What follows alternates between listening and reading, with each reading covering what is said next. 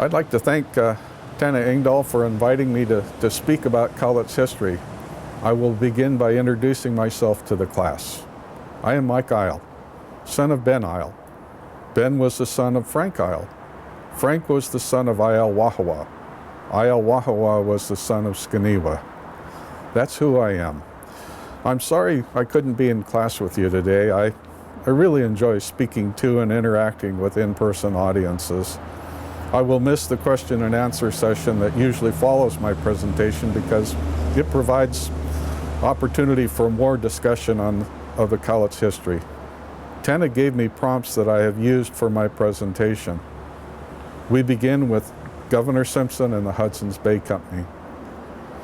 Lord Simpson was just that, a British lord.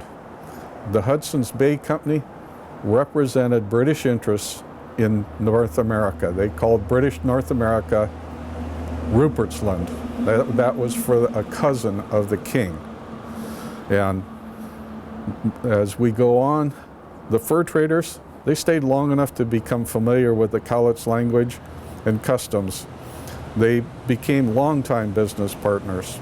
The Hudsons Bay Company encouraged people to become part of their trading partners community. Other fur traders, they used our women and just left. But the Bay Company became part of our community. Some married Cowlitz women. The impact of the trapping industry is still seen today in the Cowlitz tribe. We still have names of the Hudsons Bay Company people in our tribe. We still live where we traded with the Hudsons Bay Company. The Cowlitz Indians had a lengthy and successful trading partnership with the Hudsons Bay Company. Because he valued this partnership so much, the governor of Hudsons Bay Company located his new trading post that would become Fort Vancouver, where the Cowlitz people lived. This establishment was a key link in Simpson's plan to control the fur trade in North America. Fort Vancouver was the largest and most profitable of all Hudsons Bay Company trading posts in British North America. Hudsons Bay Company would have numerous establishments across Canada. I have seen 10 named. This network would support the lengthy journey from Hudsons Bay to the West Coast. The inland trading posts lasted for almost 200 years. These posts and their use evolved and shifted as the United States and Canada changed. It's important to understand that today it's difficult in modern travel to understand what an exceptional group of people these early fur traders were. There was one man that made the journey from the Bay Company out to the coast twice in 1 year. Incredible. I mean, you talk about traveling fast and light. That is what these people did. And even today, it would be a very long drive to go from the Bay Company to the coast. And in those days, you traveled, everything you had to fit into a canoe. Everything had to be carried on your back. And that was how it was. They were exceptional people at an exceptional time. Lord Simpson asked the Cowlitz chief, Skanewa, to help the Hudsons Bay Company establish Fort Langley, a trading post in British Columbia. This further cemented the relationship of the Hudsons Bay Company. The Cowlitz Farm, also known as St. Mary's, was another very profitable operation for the Hudsons Bay Company. Simpson grew food for the trading post rather than purchase it. He was always looking for ways to reduce costs. The Hudsons Bay Company, it's their method of becoming a part of the community. They literally wove themselves into our community, and we with them. It's difficult to, as a tribal member, to where sometimes we're treated as an outsider at Fort Vancouver. And the reality was, no.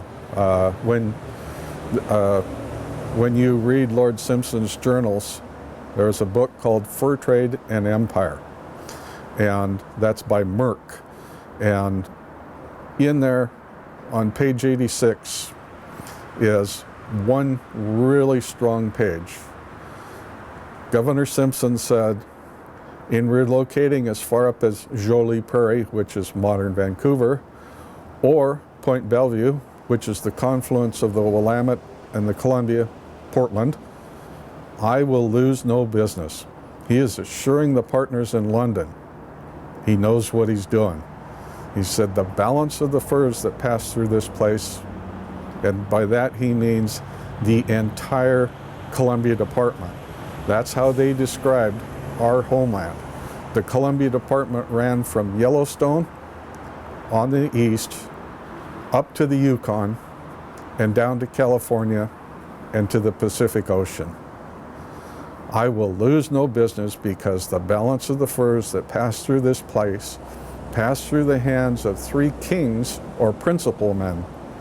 Concomly at Point George, which is Astoria today, Kiesno, whose village is opposite Point Bellevue, that is modern-day Sauvie Island, and the Cowlitz chief, in those days he was called Shoshanaway, whose track runs from off the Puget Sound, think modern-day Olympia, and strikes the Columbia near Point Bellevue, Portland. Simpson is telling us why he moved and built Fort Vancouver. He built it to be by the Cowlitz people. It's a critical piece, and with that, I'll move on to other fur trade pieces. The fur trade just came and went, and after it, we moved to a time when Washington Territory had a lot of things coming and going. There was a war between nations, the War of 1812 between Britain and the United States. Washington State was disputed territory. The Northwest Fur Trade Company was merged into the Hudsons Bay Company. Washington State was disputed territory, and it wasn't clear whether Washington would become a part of the United States or a part of Canada. I believe truly that the Cowlitz Trail that Simpson mentioned just a few moments ago, the travel route between Olympia and Portland, access to that allowed Washington to become part of the United States. If the Cowlitz hadn't allowed the Puget Sound community opportunity to resupply, I always joke with people that Canadian money would fit the pop machines, and we would say, a whole lot more.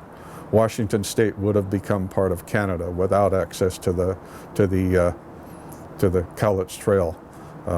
Modern people don't realize that the connection of the Puget Sound to the ocean-going trade was incredibly frail.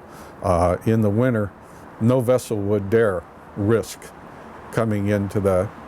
that journey, even being on the West Coast.